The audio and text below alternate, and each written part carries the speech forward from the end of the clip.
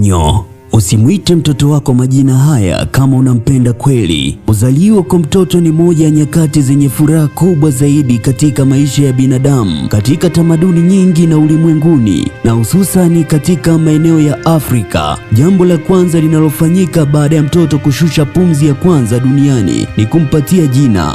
Wazazi wengi hutumia muda mwingi kufikiria majina mazuri. Hata hivyo, katika ulimwengu wa sasa na utandawazi, kuna mtego mkubwa sana unaowahusisha wazazi wengi kwa hamu ya kuwaita watoto majina ya kisasa, ya kipekee au kubebwa kwa hisia za mapito ya muda mfupi. Wazazi wengi wamekuwa wakiwapa watoto wao majina ambayo yanakuja kuwa laana, mzigo na chanzo cha mateso ya kisaikolojia kwa watoto wao katika maisha ya baadaye. Jina siyo tu herufi zinazotenganishwa kwa ajili ya utambulisho. Jina ni unabii na vazi la kisaikolojia ambalo mtoto atalivaa maisha yake yote. Kama kweli unampenda mtoto wako na unamtakia mustakabali mwema, hapa kuna makundi matano ya majina ambayo unapaswa kuyaepuka kabisa. Moja, majina ya kumbukumbu ya maumivu, huzuni na mikosi. Binadamu hupitia vipindi vigumu. Wakati mwingine mimba au kuzaliwa kwa mtoto hutokea katikati ya misukosuko mikubwa ya kifamilia kama umaskini uliokithiri, vifo, migogoro ya ndoa au kusalitiwa. Kosa kubwa ambalo wazazi wengi ulifanya ni kutumia jina la mtoto kama shajara au kumbukumbu za maumivu yao.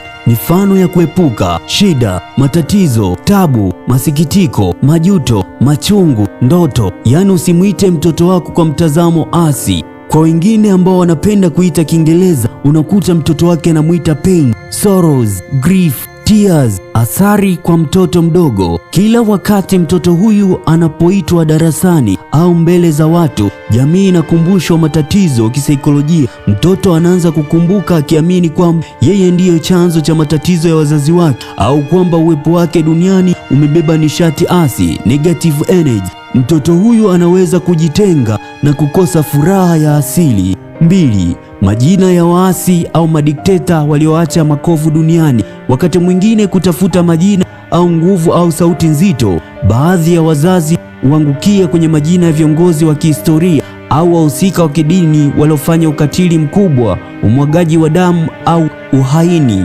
Mifano ya kuepuka kihistoria: Hitler, Mussolini, Gaddafi, Farao au Firauni. Kidini: vitabu vitakatifu: Judas, yani Yuda, Yezebeli, Yezebeli, Yezebeli, Delila, Cain au Kain. Athari kwa mtoto mdogo: dunia hii ina kumbukumbu ya kihistoria. Mtoto anayeitwa Itra au Jezebeli atakutana na vizuizi vingi vya kijamii na kiwanda cha ajira kabla ya hata kusema neno lolote. Jina hili linatengeneza taswira hasi ya haraka, negative first impression, na kumfanya mtoto ahukumiwe kwa makosa ya watu waliokufa karne nyingi zilizopita. 3. Majina ya utani yanayolenga maumbile au kuzalilisha. Kuna majina ambayo huanza kama utani wa nyumbani mtoto akiwa mchanga, lakini baadaye muda unageuka kuwa majina yake rasmi. Wazazi wengi huona ni sifa au jambo la kuchekesha, bila kujua wanaharibu mustakabali wa mtoto. Mifano ya kuepuka: majina yanayotokana na umbo la mwili: kibonge, mfupi, kibeti, mweusi, kichaa, kichwa. Majina yanayomaanisha upungufu wa akili au tabia katika lugha za asili. Athari kwa mtoto: watoto wakiwa shuleni wana tabia ya kuchekana na kuoneana. Kumpa mtoto jina linalolenga umbo lake ni kumpatia adui zake silaha ya bure ya kumfanyia dhihaka. Hii inaharibu kabisa ujasiri wake wa ndani, na anaweza kukua akiwa na chuki dhidi ya wazazi wake waliompa jina hilo. 4. Majina ya miungu ya kufikirika na nguvu za giza. Siku hizi kuna wimbi kubwa la wazazi wanaopenda majina kutoka kwenye filamu za Hollywood, michezo za video games au hadithi za kale za Wagiriki na Waroma. Majina haya yanatamkwa kwa swaga sana, lakini maana zake za ndani ni za kutisha.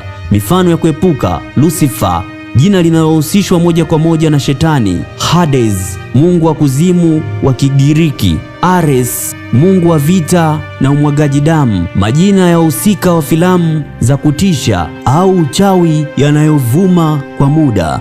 Athari kwa mtoto. Katika jamii zetu zinazoamini katika ulimwengu wa roho, iwe ni Ukristo, Uislamu na tamaduni za asili, majina haya hubeba taswira ya ushirikina na nishati mbaya. Mtoto anaweza kutengwa au kuogopwa na wenzake, jambo linaloweza kumfanya kuwe na msongo wa mawazo. 5. Majina yenye tahajia na matamshi magumu kupitiliza. Mtego mwingine wa uzungu ni kuchagua majina yenye herufi nyingi za mfululizo ambazo hazitamkiki kwa urahisi katika mazingira yenu ya Kitanzania au Kiafrika. Wazazi hufanya hivi ili jina lionekane la hadhi ya juu. Mfano wa kuepuka majina yanayoundwa na kuunganishwa herufi bila mpangilio maalum. Exaizea, Queen Elizabeth kama jina moja la kwanza, Siobhan au Ridanian.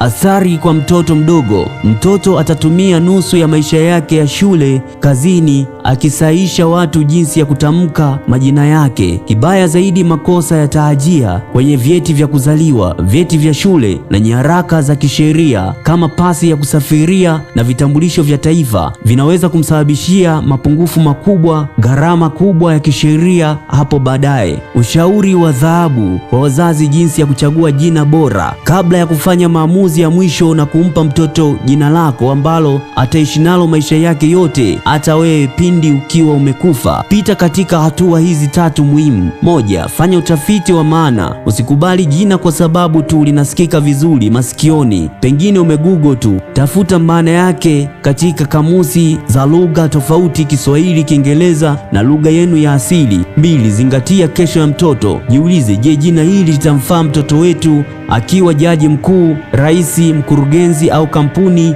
akisafiri nje ya nchi? Kama jina linaonekana la kitoto au la dhiaka, liache mara moja. Unakuta mtu anaitwa Lucifer alafu anaenda kuomba kazi, nini kitachotokea? Au anaenda kuomba upadri, nini kitachotokea? Ni ngumu sana. Au pengine anataka kuwa mchungaji au shehe, nini kinachoenda kutokea?